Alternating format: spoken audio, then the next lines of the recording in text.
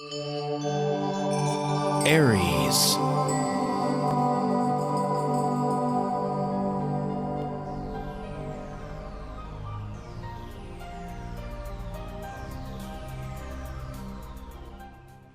Hello Aries, this is your forecast for November 2015, and the astrological month starts off beautifully with Venus and Mars, your ruler here, conjunct, meaning that they're sharing the very same degree on the night sky. So what that does, the one infuses the other, Venus for love and romance, and Mars for passion and focus. And so the two of them together, they're really doing the dance, and I'm also feeling that this could stir some of your financial situation, as Venus also rules that. Now both of them are moving through the sign of Virgo, and this means that they are taking on that flavor of the Virgo qualities, which has to do with the analytical mind.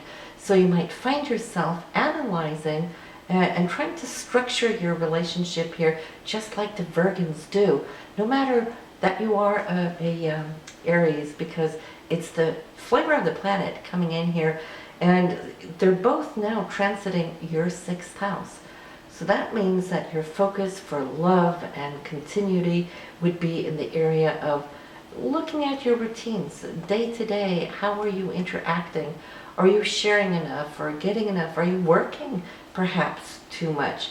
6th house has to do with service, and not necessarily the career itself, but how we get the work done. I see that you can become very efficient here now to get things structured, get it organized, and that's another key word that these two planets are taking from the sign of Virgo. Now, that'll remain here until Venus moves into Libra on November 8th. Mars will follow right behind Venus on the 12th. So then they're going to take on a totally different character. Now, Venus rules here in Libra, so it's harmonized there. And not only that, but it's moving into the 7th house for love and relationships, which also it rules. So you're going to see from November 8th and then straight throughout the rest of the month that things are really going to start stepping it up romantically for you. It's all about the give and take and the flow. Now you've been analyzing what it is you want to change up here up to that date, but now Venus is going to start putting it into motion, into action. Even more so when Mars comes up here behind it from November 12th, then both of them are really going to start looking at how things really work in the real world between you and your partner. The 7th house also here, Aries, rules how you work with people one-on-one. So if you have very strong interactions with, say, clients or whatnot, then that will come to the forefront as well. But you're also going to be looking at the give and take, which is the most important thing. Now that's November 2nd. On November 5th, we got the Sun and Pluto here. They're sextiling each other, and Pluto is all about transformation. This is what you're working on here in the career area. The Sun right now is going to give it a boost and give it a beam, and you're going to see what you're deriving from this area. The Sun will also want to look at the shared resources. So you might be evaluating, are you getting paid enough?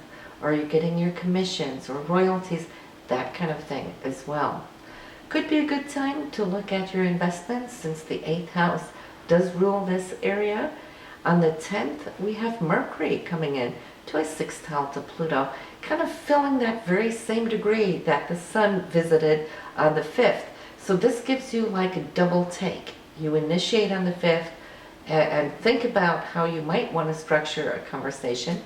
On the 10th, Mercury will communicate that, or you might be contacted and for a interview or a review or something like that coming from the work space, the workforce. Also on the 10th, I feel that there is something really wonderful because the Sun will now sextile Jupiter.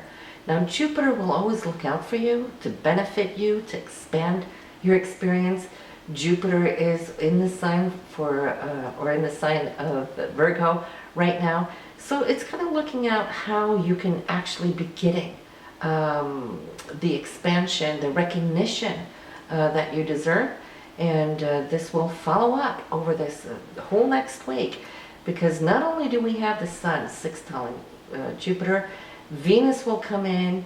It will stabilize its forces here with your Saturn, making sure that you are getting what you deserve and getting the recognition that you deserve. There on the 13th, Mercury too will come in with Jupiter. So we can see between the 10th and the 13th, these 3 days, super important for you. So you want to mark them on your calendar, and they will be in operation here for the rest of the week as well. So you can wrap things up there on the 14th, 15th. However, when we look at the 20th of November, Venus and Pluto are coming in here towards a square. That means a challenge. Doesn't have to be a bad one, but what it does mean is that you will find the necessary energy that you need to confront if there is a confrontation that you feel you've been holding back, or something that's been piling up over a while. If you haven't been able to bring it out, well, the forces will be with you and it will come out. Not only is Venus squaring off on Pluto, but it's also opposing Uranus on the very couple of next days there. So you can see those 3 days is all about clearing out, making sure that you have what you need, that you have what you deserve. So on the 24th, I think already by then, Mars here is going to come in and validate for you that yes, whatever decisions you were making are now falling into a good ground. And it's also always about the seeds that we plant. If it's in good fertile ground, it will come back to you. And if not, oh well, right? But I'm seeing that the work that you've done ever since you started off the month there with Venus and Mars, well, here is that very same Mars. It has locked something in. So pay attention to whoever you communicate with or what news you're getting there on the 25th. I feel that that will have a whole lot that can benefit you. Now this Mars will also be moving in, like I said, to your 7th house. So I'm feeling, you know, it's about the scales. That's what the 7th house rules, the area of Libra. And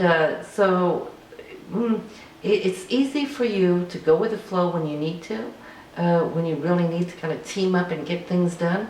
But then there's those times, Aries, and you are Marsy, it is your ruler.